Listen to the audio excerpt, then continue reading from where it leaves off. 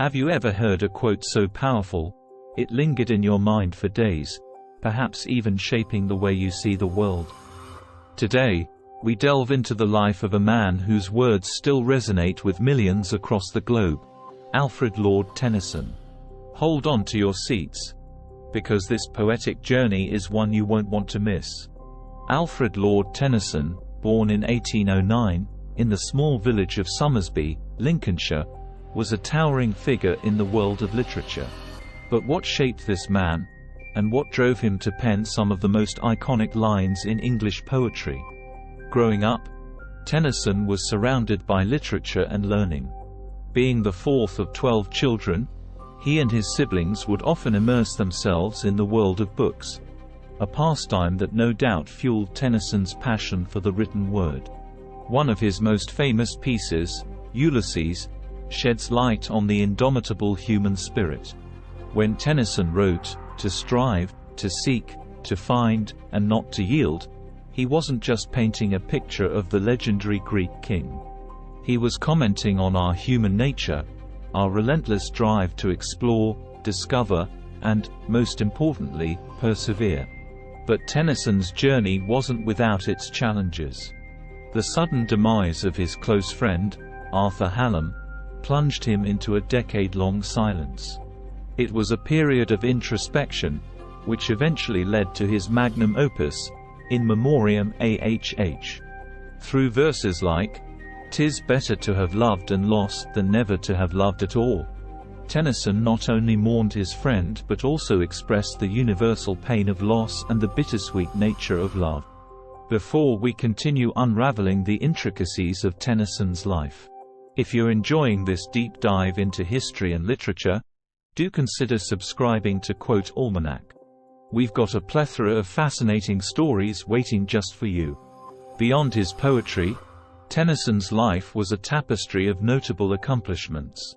In 1850, he was appointed the Poet Laureate by Queen Victoria, an honor that made him the official poet of the British monarchy. For over 40 years, he served in this role, commemorating significant national events with his evocative verses.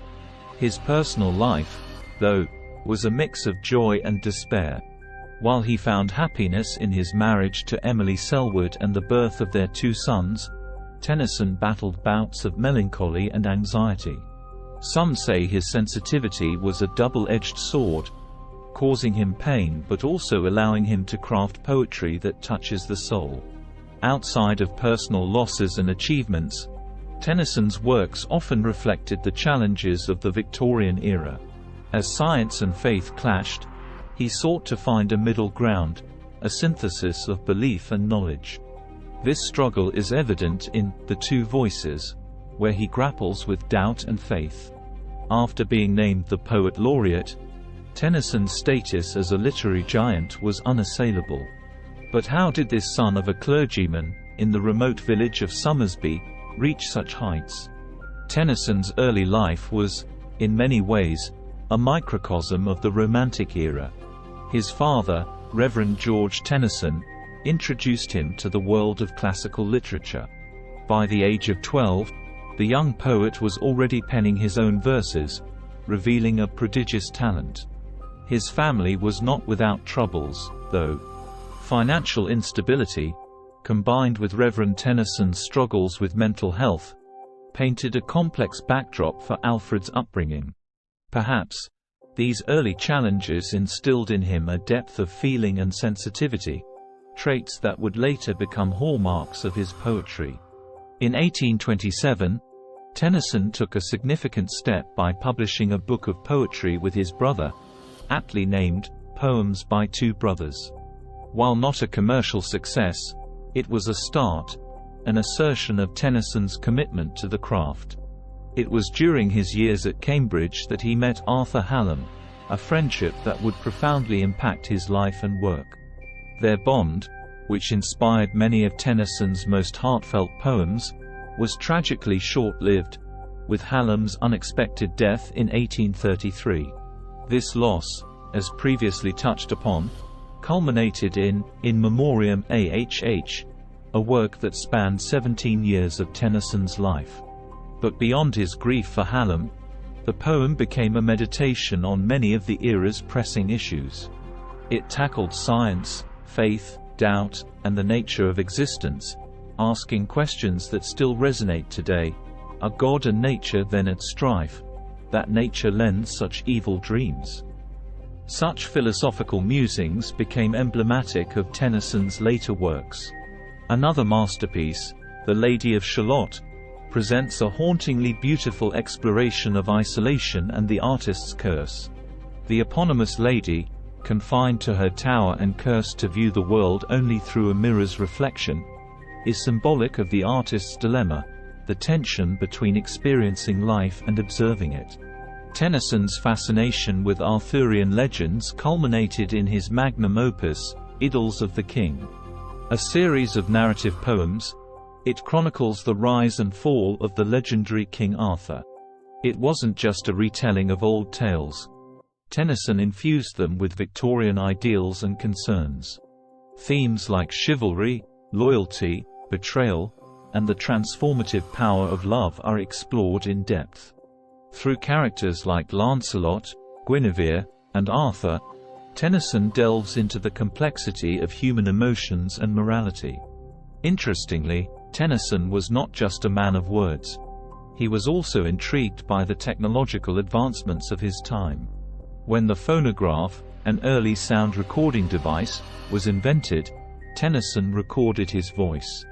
This precious snippet, a reading of his poem, The Charge of the Light Brigade, offers a rare insight into the poet's own intonation and rhythm, a testament to his enduring legacy. By the time the 20th century dawned, Tennyson's influence permeated English culture. His words were quoted by statesmen and scholars, his verses studied by schoolchildren and academics alike. He became, in essence, the voice of the Victorian age. Yet, like all great artists, Tennyson was not without his critics. Some found his style too ornate, his themes repetitive. However, even they could not deny the sheer power and beauty of his language. As fellow poet W.H. Auden would later comment, Tennyson had the finest ear of any English poet since Milton.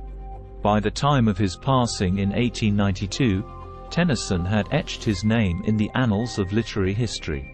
A poet who dared to dream, to question, and to inspire. In conclusion, Alfred Lord Tennyson was not just a poet. He was a cultural phenomenon. A man who, through his words, captured the spirit of an age, the hopes, fears, dreams, and dilemmas of a rapidly changing society.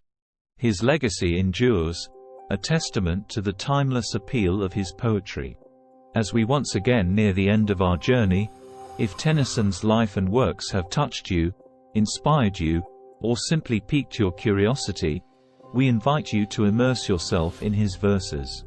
And remember, if you enjoyed our exploration today, please give this video a thumbs up, and don't forget to subscribe to Almanac for more insightful stories from the annals of history.